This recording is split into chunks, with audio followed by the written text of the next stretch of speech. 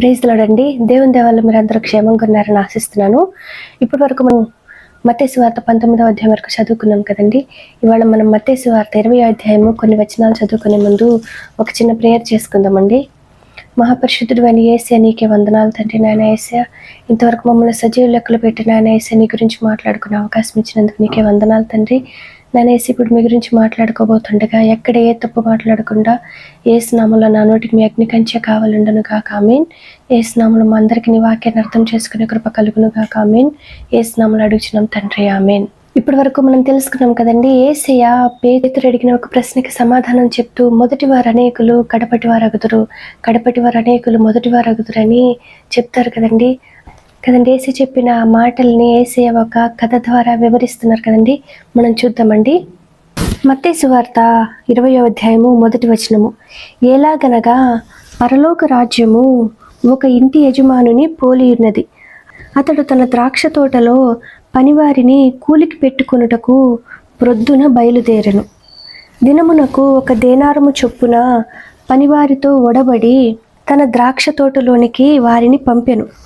తరువాత అతడు దాదాపు 9 గంటలకు వెళ్ళి సంత వీధిలో ఊరక నిలిచియున్న మరికొందరిని చూచి, మీరును నా ద్రాక్ష తోటలోనికి వెళ్ళుడి, ఏమి న్యాయమో అది మీకిత్తునని వారితో చెప్పగా వారును వెళ్ళిరి. దాదాపు 12 గంటలకును 3 గంటలకును అతడు మరలా వెళ్ళి అలాగే చేసెను. తిరిగి దాదాపు 5 గంటలకు వెళ్ళి మరికొందరు నిలిచి ఉండగా, ఇక్కడ దినమంతయు మీరెందుకు ఊరకనే నిలిచి ఉన్నారని వారిని అడుగగా, వారు ఎవరునూ మమ్మును కూలికి పెట్టుకోలేదనిరి. అందుకతడు, మీరును నా ద్రాక్ష తోటలోనికి వెళ్ళుడనెను. సాయంకాలం అయినప్పుడు ఆ ద్రాక్ష తోట యజమానుడు తన గృహ నిర్వాహకుని చూచి పనివారిని పిలిచి, చివర వచ్చిన వారు మొదలుకొని మొదట వచ్చిన వారి వరకు వారికి కూలి ఇమ్మని చెప్పెను. దాదాపు 5 గంటలకు కూలికి కుదిరిన వారు వచ్చి ఒక్కొక్క దేనారము చొప్పున తీసుకొనిరి.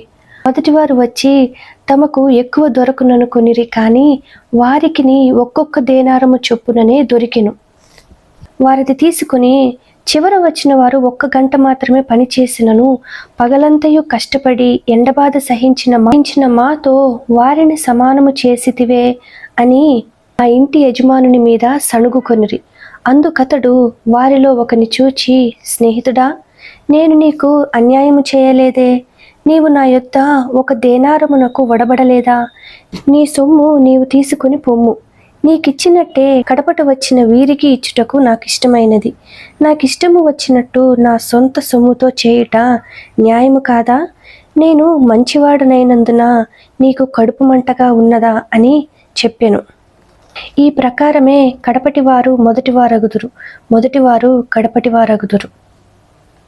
ఇప్పటివరకు మనం చదువుకున్నాము మత్తయి సువార్త 20వ అధ్యాయము మొదటి నుండి 16వ వచనం వరకు. వాక్యాన్ని అర్థం చేసుకునే కృప యేసు నామములో మనందరికీ కలుగును గాక. ఆమేన్. యేసు నామములో మనందరికీ సమాధానం కలుగును గాక. ఆమేన్. Praise the lord.